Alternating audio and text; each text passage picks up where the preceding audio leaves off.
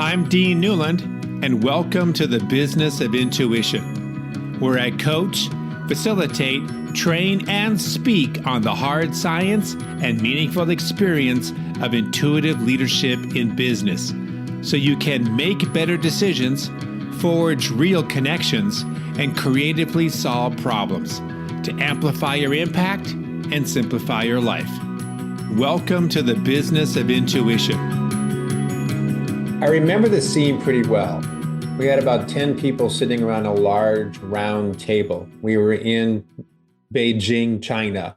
It was about 10 or 15 years ago. I couldn't speak the language, nor could they do very well speak English. We had people who were translating the different languages so we could have a conversation. We were just about ready to start a long week of training on leadership development and business acumen. So I opened up the question about what sort of things did these people find most interesting? What were they most proud of when it came to their city? And what were they most embarrassed about when they came to their city? And what I found in their answers was so many different things that I would say the same thing about my city, about where I lived in the United States. And then we started talking about other things like family and leadership and quality of life and growing old. And again, I was reminded, although I couldn't speak the language, they were halfway around the globe from where I lived and grew up. The similarities were just astounding. And that's one of the things why I love travel so much, is that you see yourself in very different people and vice versa. So what does this have to do with my next guest on the Business of Intuition? This guy is actually a CEO of a company called Professional Hair Labs. And even though at first glance you would say, wait a minute, this guy is into manufacturing all sorts of things in the beauty industry and chemicals and so forth, what does this have to do with leadership and developing cultures, let alone even intuition? Well, just like my experience with my Chinese friends, I got to know Ryan Margolin, the CEO, quickly, easily, and effectively, and found him to be just a very insightful leader who has messages that are universal, that has a perspective about how to build a culture that can survive COVID and can also scale from 3 people to now over 23, 24. And he has 5 different fundamental beliefs that he has learned the hard way about how to live his life and how to lead his culture and how to lead his team. And so that's one of the main things that I came out of this conversation with Ryan, was this wonderful perspective that was how he does what he does, not so much what he does. And so I am delighted to announce our next guest on the Business of Intuition, Ryan Margolin. Well, Ryan, thank you so much for being a guest on the Business of Intuition. I know it's bedtime there in Ireland. I'm just like getting going on my second win, 4:00 in the afternoon, but you got to be thinking about hitting the sheets here pretty soon, my friend. I mean, absolutely. 12 midnight, right? That's great. I appreciate you being courageous enough and to hit back the other pot of coffee to stay this long. Yeah. Look, I wish I would say I had a pot of coffee, but if I did, I probably wouldn't sleep at all. So I hear you. But I appreciate you having me, Dean. You bet. So I want to get into this a little bit, but just could you tell our listeners a little bit about you and what your company is all about? You will be much better at doing that than I. And then let's dive into some of the things having to do with how you scaled your company. Sure. So our company is Professional Hair Labs. So we're a manufacturer of cosmetic bonding adhesives, shampoos, scalp treatments, and other cosmetics for not only the hair replacement industry, but for the beauty and hair industry in general. So I myself am the CEO. My brother Daryl is vice president, and my brother David is the chief operating officer. We have 2 locations, one in Europe, which is located in Ireland, and we have a distribution facility in Florida where we serve the Canadian market and the US market, and Ireland is catered towards the rest of the world. We have a team of 24 plus people, And, we operate, it's roughly split about half and half between both operations. And we're currently looking at expanding our operations from, say, we have 10,000 square feet in Ireland to 50,000 over the next 6 months. And then in the US, we have 17,500, and we're doubling that. Hopefully, again, by the end of the year, we're in the process of building. So, congratulations on your success. I mean, curious about, let's start off this conversation around the family business. I mean, you've got yourself, your brothers, as you said at one point, your father was involved. How did you guys figure out the way to bring on people, the decision-making process, the whole succession planning? Sometimes family business owners can struggle with that. Who's doing what? Who's got ultimate decision-making process? We have family ties, but now we have business laying over that. That can create some friction. How did you guys work through that?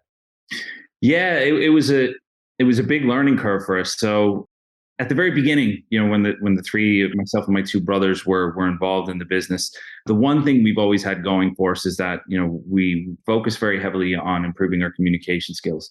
Communication is a huge part of this. Ultimately, as the company started to grow, we realized that, look, that, we can have decisions across the board that are made, but ultimately there has to be someone driving the ship. So we had very honest conversations with each other about where we're at, what our strong points are, what our weak points are, and where we think we would fit best into the company to help it grow. Because ultimately, there's no time for ego in any of that. If you want a successful company, you have to be willing to, drop the veil and look at yourself in the mirror and figure that stuff out. That those conversations are difficult enough to have with each other, but it's even harder to have them with yourself, because you have to accept certain things that you might not be as good at as somebody else. So that was a huge part in the learning curve. When we figured that structure, things went from strength to strength, because we were able to then essentially get out of each other's way and actually do what we do best in our individual lanes and, with our responsibilities and whatnot. So it was a really interesting time. The first, I'd say from about 2012, from about 2015. And then from that point on, we kind of settled into everything, and we started to realize, look, the company has global potential. And in order to effectively grow and scale a company, you have to be smart with how you structure it. We had many moving parts. We had, two operating companies. We had property companies that were holding the assets for the buildings that we operated in. And naturally, my brothers and I are dual citizens. So we have tax responsibilities that needed to be looked at. So we hired one of the best tax consultants and attorney firms in the US.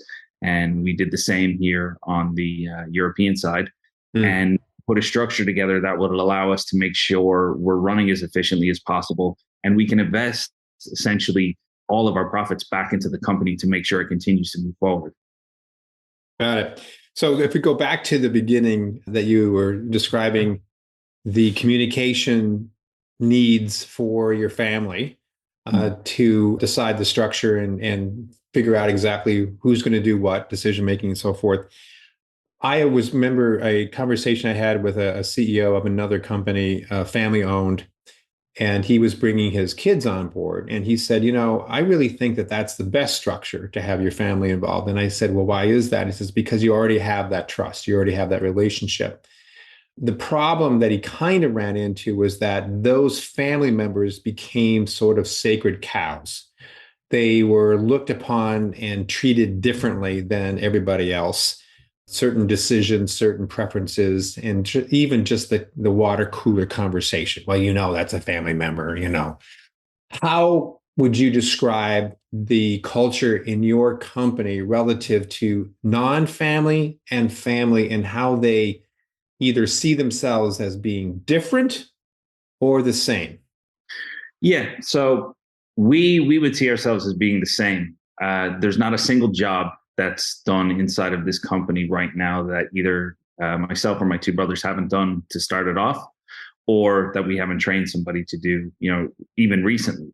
So we view our team as that, a team. We're there to do a job, and we know exactly what we have to do. We have very clear outcomes in the company, And we trust that the individuals in those positions are there every day to do it. And for the most part, they do. I think when they understand the purpose of what we do, like, for example, with some of our products, they're cosmetic products, but they're for a very specific purpose.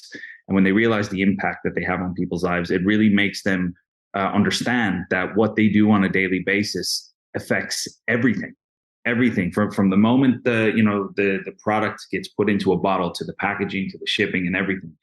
It matters by the time the customer gets that. And I think that understanding has helped not only the company as a whole perform better, but I think it's also shaped the way that the team views the executives, such as myself and my two brothers.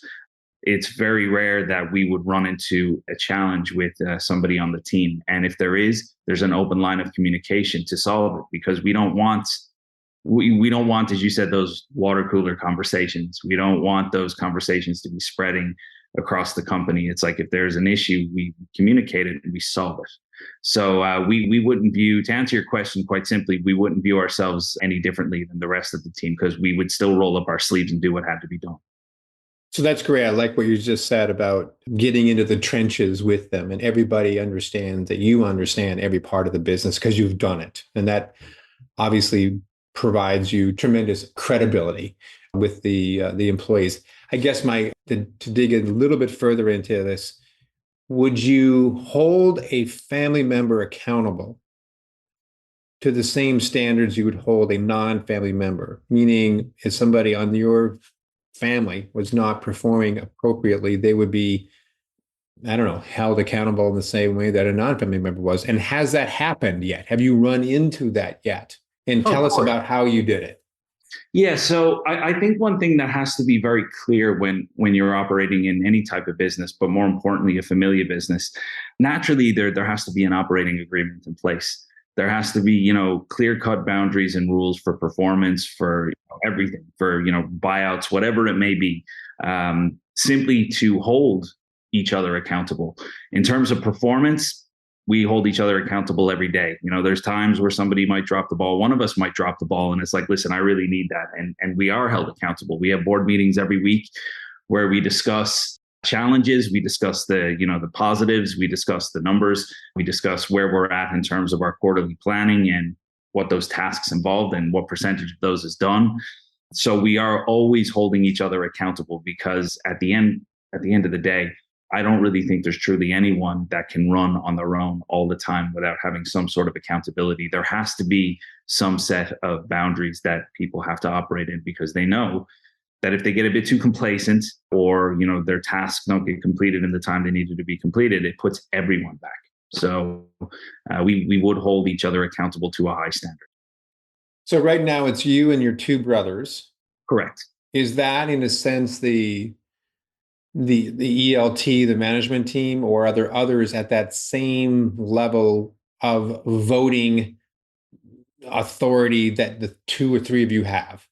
No. The level of voting authority would be myself and my two brothers. We do have a board with two other members as well. So their input and their feedback is greatly appreciated. But at the end of the day, when it comes to the hardline decisions, that falls on our laps. Would you, I'm not suggesting that this is the right model. I'm just sort of curious about it.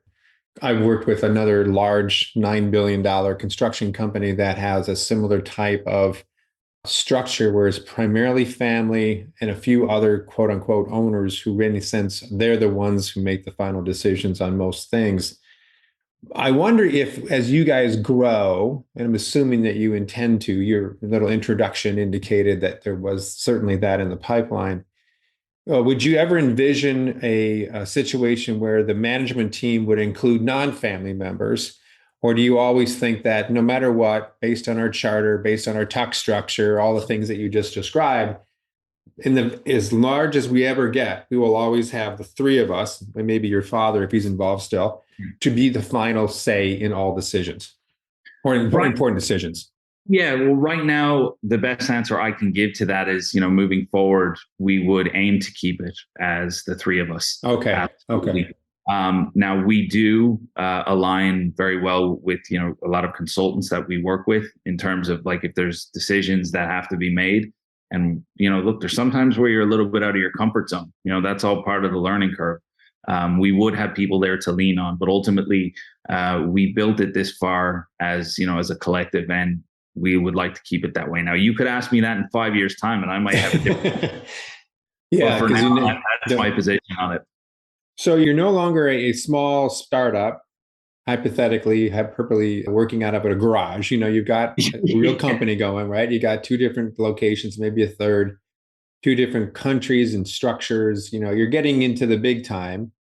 How are you developing and being intentional about your culture so that as you get further and further afield from each other, it's not just the two brothers and dads sitting around a table. We now have 20, 30 people, maybe more at some point. What are your plans about how do you build the culture to scale with the size of the business? Yeah, and I think that's quite important. Right now, the learning curve we're on with this whole process and making sure we retain the culture as we grow is we look at hiring the right people. Like right now, anyone who's in a management role or an operational role, we would have worked very heavily for 3 years plus to ensure that we instill in them exactly what we expect from every individual inside of the company. And even when it comes time to, hand directives down that need to be followed, we make sure that they're delivered in a way that aligns with, how we would speak to everyone. I would sit in the lunchroom with everyone and have lunch on a daily basis. We like to keep everything very close. But at the same time, we're also aware that as the company grows, naturally that's going to change. We need to, right now our main concern is having the right people on the team that can really drive the culture that we want for the company with us and make sure that they're doing it correctly. So I think you're absolutely right. It speaks to some of the things that you read from, Jim Collins, Good to Great, those sort of experts in the field, that getting the right people on the bus, so to speak, is absolutely, bar none, especially in this great resignation environment that we're in. It is obviously the top thing that you need to focus on. I guess if you haven't, this is a couple of thoughts that maybe I'll throw your way is, to think about what is the culture you will need when you're 50. Yeah. And start defining and putting words to that and getting people to align to that before you actually need it, because before you know it, you will have 50. Yeah, that's it. You know what I mean? Yeah, I'm a good 10 years off it. But, the thing that, this is the thing, putting pen to paper and writing something down in that manner. One of the things that I find is changing a lot at the moment is individuals' mindsets and the way that they view and perceive not only the job that they do, but, the responsibilities that they carry. And it's changing very fast. I only sat back and I thought about this the other day, and I was thinking to myself, the same thing that you just said is like, what is the environment that, the environment we're going to be working and looking like in, 10, 20, 30 years time? What are the people who are working with the company going to expect? How are they going to handle themselves? And I find that a bit of a challenge to wrap my head around, so I try to be as predictive as you want, but realistically, when that time comes, it and likely will look completely different than to what you're planning for. That's what I found out is, you can plan all you want, but the I don't know, the environments, they just take their own shapes. And as much as you guide that and you instill something in the company, times change, and sometimes they change without, your influence. Nobody predicted COVID, for example, right? Yes, and it completely was the major disruption in most of our lifetimes. If we could think back the arc of living 80, 90, 100 years, of course. It'll be one of those major milestone events that changed a lot of things. Absolutely right. And I agree with you 100%. I think the word that I come to mind when you talk is agile. You got to be, you think about project management, you've got waterfall versus, agile project management. But that's also true in terms of culture development. I think you can define what you want in the future and knowing that you're going to have to pivot. Yeah. And this is it. And that was I think, even around COVID, that was a huge challenge for us because you really saw what everyone was made of. So in the US, we were okay because, it was left in a lot of places quite flexible to whether you were going to close your business or not. Some places didn't have a choice, but in You were in Ireland, Florida too. Florida was a different state than, say, California or exactly. Toronto, Canada. These are very, very, very different approaches to how they dealt with that pandemic. Absolutely. And then in Ireland, we were deemed a non-essential service. So we were facing shutting our doors for 3 months. So the first thing the team did was we huddled in a room and be like, okay, look, here's the story. We've got 24 hours to figure this out. And what happened was we ended up pivoting into manufacturing hand sanitizer. We never had a formula in our life. And the guys put together a formula. Because we had a huge range of ingredients, we were able to formulate within 24 hours, use our network to build some networks, and we kept the doors open. Everyone kept the job. And it was a saving grace because at the end of the day, it was a team effort that kept that going. And that's the time where you really saw what people were made of. And I think on the flip side to that, COVID has also changed the way majority of people think now.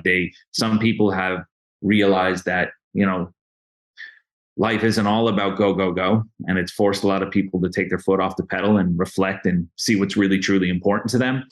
And, then there was others who it motivated them even further to drive harder because they were faced with the challenge of having, everything that they've worked for and they've built being destroyed.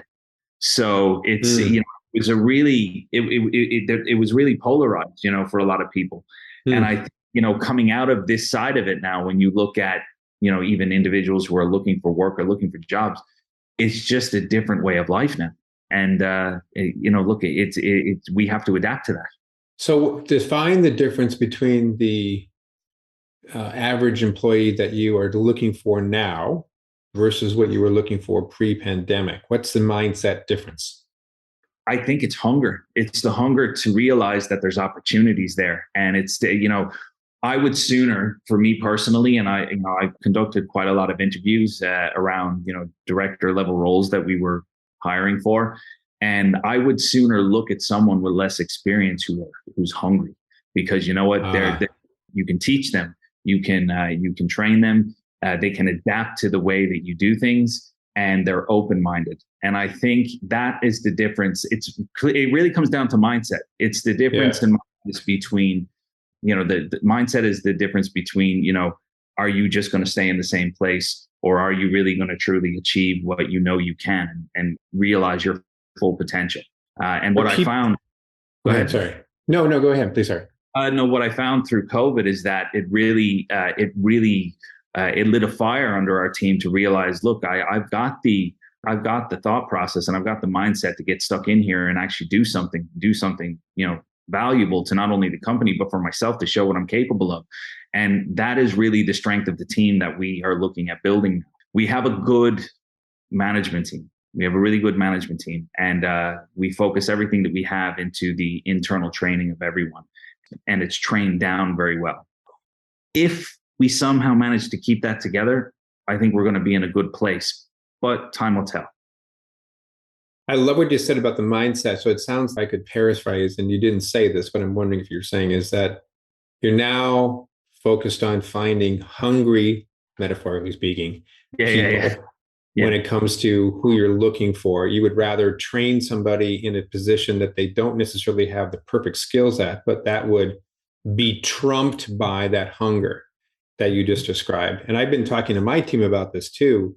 And these things don't last forever, but I've been telling my clients this too. You're going to need to hire people that 2 years ago you would have passed on. Yeah. And the reason why is because now, you may be coming out of the Great Resignation, but now we have a need for employees far greater than we ever have. We have open recs. We have, positions all over the place. You get into healthcare, it's even worse. And so therefore, but you have the right mindset, you can train the rest. And then we're going as a company going like, well, that's good for us because we're into training and development. We're a consulting firm. This is going to be a big opportunity for us. So I think that you're right. It's that hunger that is going to be the differentiator. Do you see, I read something in the Wall Street Journal, I think it was just today. And by the way, when we did this interview, for those who are listening, I think it was second or third day in August of 2020. So 22. So things that will change so quickly. But some CEOs, because they're beginning to smell recession, Yeah. are becoming more hardcore in being less soft and inclusive and getting back to those old behaviors where they kind of are thinking that the power shift is going to go away from employee back to employer. What do you think? I think it's a bit of fear, if I'm to be honest. I think it's a bit of fear. I'm a firm believer. Look, I think so. My thoughts on the whole employment thing is that, you're right. Everyone is looking at people, who now are CVs or resumes they would have passed on 2 years ago. But I think there's a lesson to be learned in that. And I think if, executive levels or CEOs or whoever, business owners, are looking at the potential recession on the horizon, there's no need to take the hardline approach. We found there's just as much progress and momentum to be gained by continuing to allow, the parallel movement of employees and employer. It's one and the same. At the end of the day, you're just the person who's taken the risk. Whether it's financing equipment, or whether it's investing in the company. Look, at the end of the day, employees can walk away from it. They're free of all ties, but you're running in parallel. That's how you're building this company. At the end of the day, they're your guidance, but they're following the goals that you're setting for them, or that management is setting for them. So I don't agree with that approach. I do see it happening as well, by the way. I see a lot of owners and a lot of different CEOs and even management. They're starting to see there's a turn, but again, we don't know what it is. I mean, let's look at this. Technically, a recession is negative growth for 2 months. We're well. We supposedly have already had that. Yeah, we're well past according to GDP. Yeah, we've already supposedly. Yeah. So I don't know. I just think stay in your lane and focus on what you're doing. And look, I mean, even if there was a recession, I mean, there's still not a shortage of money around right now. No.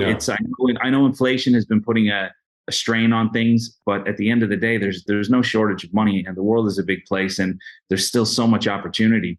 And I think, one of the key things that we instill with anyone who joins our team is that as the company grows, they grow. I mean, we have, like, for example, we have a warehouse operative who started with us at the very beginning. I think he was like team member number 5, and he's now training to be a chemist, So like, this is the culture that we've developed. And, I don't believe in taking the hardline approach, just because people feel there's a shift in the market. It's just, it doesn't sit well with me. It's not the way I am. It's so opportunistic too. It's so counter to people's core values. I think it's just to simply say, now is our time to pounce, when before we had to. It's like, oh, you're missing the larger point. I've always think about, with some teams and leaders, is think much longer than the short term of the quarter by quarter, year by year. But even think, as crazy as it sounds, like, what are you trying to do in 100 years? Exactly. Now, we're not going to be around to see it, but what's that 100-year vision going to look like? What are you trying to accomplish? Because when you start going out that far in your thinking, you start to open up your mind, going back to your words too, Ryan, around mindset, around possibilities, maybe even some threats, changes in the economy, different things that could happen, but start thinking about some of that. But then more importantly, what would that kind of a culture be like if we knew that we were taking a stand that we're going to be here for 100 years more?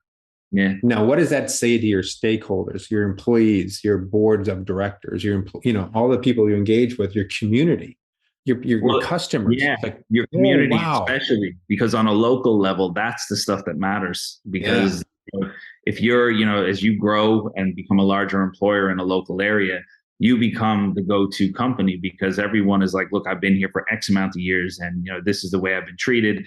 And look, that's important. It's vitally important. Like, we're people, we're humans. Look, we're one and the same. It's just the difference is about what you do and what you don't do.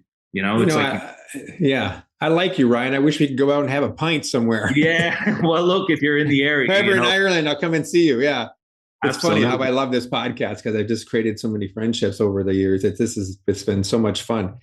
I've gathered in this short time together that this business for you is not just the products that you're creating and the money you're generating, but the how you do it is almost as important as what it is you're creating.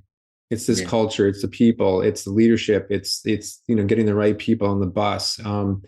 So I guess my on that vein, when it comes to the things that you've learned, what is the message that you want people to hear from you about what you've done? If you had a TED talk that somebody said, "Hey, Ryan, guess what? We want you to do a TED talk," and you've got 35 minutes to tell us your point of view about culture and leadership and the human side of business. Is there something that comes to mind that you would say, "Yes, I feel passionate about X"? What is X for you? I think for me, there was 5 key fundamentals that really, I think, had the biggest impact on me developing as a person. And, look, I think ultimately these 5 things helped me become a better person. They helped me make better decisions, but they helped me perform at a much higher level and make more of a contribution to those around me. And those key points are, they're really simple in nature. It's, look, the first one is that you have to just believe in yourself, because you're going to have to work a lot of long nights with no applause, no attention, no congratulations. Even when times get tough, you have to be your own motivator. So that my big learning curves. One of the other things that really helped me was to learn how to manage my focus, not just my time, because when you're managing time is a period. It's a period of time where you're wondering, okay, how many tasks can I get done? But if you switch your view on that to say, okay, well, look, if you learn to manage your focus, the time becomes irrelevant, because everything just goes out and time just does not exist. So you can solely focus in. I think that was a huge attribute, which helped me figure that out. Look, I could talk all day on those key things, but if you were asking me about a TED talk, I think it would just be around, fundamentals of the simple things you can do that can make the most impact. Because all right, so you got to bring me home, buddy, because you wet my whistle, and I got to get to the other 3. So you've got the 2: believe in yourself, be your own motivator. Got it. That makes sense. Learning how to manage your focus. I think that's brilliant. We don't hear people talk about it that much. What's 3, 4, and 5? So I'll bring it back to a quote. It's a lyric in a song, right? Okay. And it's a Jay-Z quote, and the lyric is, "I will not lose, even in defeat. There's a valuable lesson learned, so it evens it up for me." And I think that to me is hugely that's one of the mantras I follow, because it's one of the things we all share as humans, and it's failure. Failure is part of human character, and it's the one thing we all share. And it's what happens when you fail, how you choose to look at it. Failure is simply an opportunity to look for a solution or to find success in something. Because if you're winning all the time, you're not learning a whole lot. So that would be a huge thing for me. I mean, look, progress is progress, and it's only a loss if you stop. And that's the way I look at it. The 4th thing would be just to make sure that you're surrounding yourself with the right people. And I'm not talking about, who hangs out with you on a daily basis. I think that who are the people closest to you that make the biggest impact on your life. And you want to fulfill your circle with people who are encouraging, who are knowledgeable, who give you the advice and will call you out when you're wrong. Because ultimately, if you surround yourself with a bunch of yes people, that's never going to end well for you, because you're going to believe your own hype. One of the last things I think out of the 5 would be, and I always refer to this as controlling the fire. So fire has the ability to do 2 things. And, this kind of aligns with fear and anxiety, which every single business owner or person on this planet faces. Fire has the ability to do 2 things. It can stop you in your tracks and paralyze you, and you can just simply look around and watch everything around you burn down. Or you can control it to keep you warm. And if you're able to learn how to control that fire, you're able to realize levels of success that you probably didn't know you were capable of. But that's all about nurturing who you are as a person, accepting who you are, and taking a long, hard look at yourself to make sure that you're having those honest conversations frequently. So I love this a lot. I think that one of the biggest parts of this conversation has been around those 5. So congratulations. I like them a lot. Tell me a little bit more about controlling the fire so that I and the listeners can understand that. I think many different things about fires. I could say that these are external things. This is COVID. This is a financial issue with a vendor, or it's my own perceptions of self, my doubt, my fear. What do you? What's the fire analogy for? I think it's the analogy is around fear and anxiety.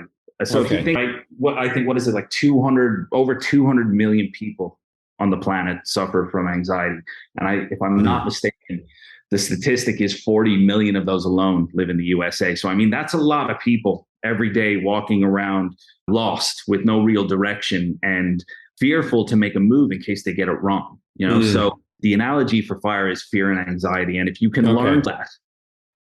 that is it. I think that's an absolute superpower because we all experience it. And I do think it's one of the key things that stops a person from doing or not doing. So, question: how did you come up with these five? Was this just a long walk, and I think, have you been developing this over time? What was your yes. process? Yeah. So it wasn't even a process. To be honest, there was a time when I really didn't even think that far ahead. I just made so many mistakes that I was able to really truly look back on those when I was much more open minded. I was able to look back on all these mistakes that were made. And I realized if I would have done certain things differently, I would have had different results. It took Mm. me longer than it should have to change my circle, more importantly. And then when I saw the way people who were operating on a much higher level of success than say we're operating, just changed everything in the way I view everything because the world is not that singular. It's not that granular. There's a lot of different ways to get results. And, once you realize that the first way you tried it doesn't work, that there's 100 other ways to give it a shot. Mhm. So look, these were principles that I kind of developed over time. That they didn't happen in a year. They didn't happen in two. This has happened over the last decade. Mhm. Well, good. And you're the product of your product. You come to them because you needed to. Yeah. You've come to them because you've experienced failure. You've experienced maybe not believing in yourself. I'm putting words in your mouth, you know? No, you're not. You're not. I mean, look, that's still, to be honest, it still gets me sometimes to this day. Yeah. I don't want to use the cliche term imposter syndrome, but sometimes, you Yeah. know, you get a little vulnerable and you're like, oh man, especially when you're faced with a situation that you might not have experienced before, or you're having a little difficulty processing. You're like, I know Mm. I should be able to figure this out, but right now I can't. So my first go-to, I step back and I just let it sit and I watch it because Mm. sometimes you just need to take some space to let it process. Mhm. Ultimately, I'd love to be the type of person that could get quick information, small bits of information, and make real good decisions all the time. That would be amazing. Right. That's not reality. It's you can Yeah. get better decisions, but you're not going to be that quick all the time. It's funny you mentioned I have a past tendency, it's still a tendency of mine that when I run into anxiety around something, what my natural default is go into action, is to Yeah, do something about it. Call the person, make the decision, write the check, whatever it is. yeah, And sometimes it's made it worse, because I pounced on it out of my need to resolve it as fast as possible because it made me feel better, which isn't to exactly. say that it helped the situation. So I've been sort of, I resonate with what you said. I've been getting better at, all right, let's not send that email yet. Let's Yeah, not make that phone call. Let's sleep on it. Let's go for a walk. Let's yeah, get a couple other people to will help me off the ledge and also process this. It's good advice. I totally understand what you're saying on that one. To try to transition into like maybe the last piece of this, what's the why? If you think about Simon Sinek's why work, right? What's the why around your business, mhm. which can also sort of translate or transfer us into how people can sort of follow what you're doing and connect with you. So first, what's the why? Why are you doing what you're doing, man? And then how can we connect with you? Sure. So the why, it started with my mother. My mother was a master hair technician. Mm. She worked in hair replacement studios for many years, and she owned hair replacement studios with my father. And in the early 90s, she got chemical poisoning from the product she was using. And it forced my dad to sell the businesses and go into focusing on the development of a safe and effective line for technicians for hair wearers, because it's hair replacement we were predominantly focused on for many years. So that's our why. My mother's okay. She did have to retire early. She never went back to work, but the toll that those products took on her because of the dangerous chemicals in them destroyed her. So that is our why. That's why we do what we do, because we know safety. It's the safety. Yeah. And that you talked earlier about, putting the money and everything aside. Money for us is just a byproduct of the mission we have, which we've done, revolutionize the hair replacement industry to give them safe, effective products. And now we're trying to, bring that same methodologies and principles to a wider range of the cosmetic industry. Wonderful. And Ryan, how can we connect with you if we would like to? Yeah, so we're, from a company perspective, we're on all major social media channels: TikTok, LinkedIn, Instagram, Facebook. My main hangout is in LinkedIn. So, look, if anyone wants to connect, I'm more than happy to connect at any point.